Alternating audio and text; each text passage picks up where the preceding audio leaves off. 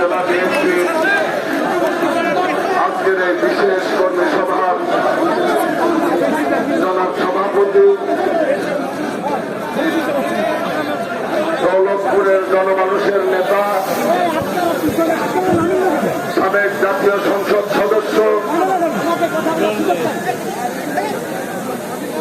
আমাদের শ্রদ্ধাভাজন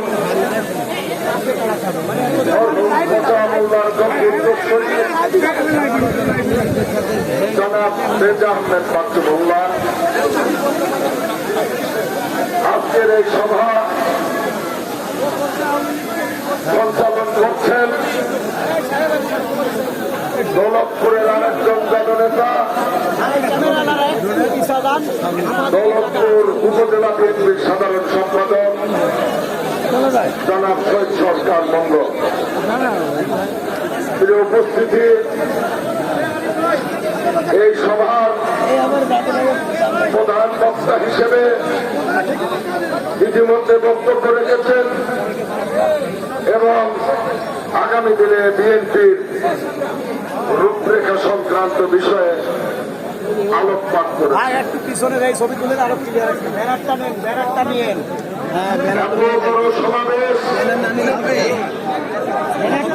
এত মানুষের আগমন এর কারণ কি জানেন? 17টা বছর কথা বলতে না দেওয়ার যে যন্ত্রণা, মানুষের সামনে সমবেত হতে না দেওয়ার যে যন্ত্রণা, সেই যন্ত্রণার পরিস্ফোরণ হচ্ছে আজকের সমাবেশ। এই সমাবেশের আরেকটি কারণ দেশনেত্রী বেগম খালেদা জিয়াকে যারা ভালোবাসেন, তারেক রহমানের নেতৃত্ব যারা পছন্দ করেন,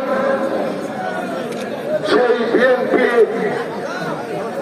এই যে নতুন প্রেক্ষাপটে আবার ঘুরে দাঁড়াতে চায়, তাই বার্তা দেওয়ার জন্য এই এত বড় আগমন। প্রিয় বন্ধুরা আমার, আজকে আমাদের মাঝে আর উপস্থিত আছেন আমাদের কুষ্টিয়া জেলা বিএনপির নির্বাহী কমিটির সম্মানিত সদস্য জনাব জাহিদুল ইসলাম বিপ্লব।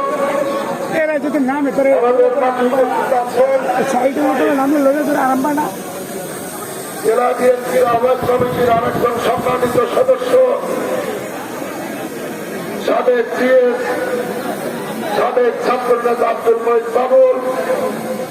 আমাদের মাঝে উপস্থিত আছেন জেলা বিএনপির আরেকজন সম্মানিত সদস্য সাবেক ভিপি সাবেক ছাত্র নেতা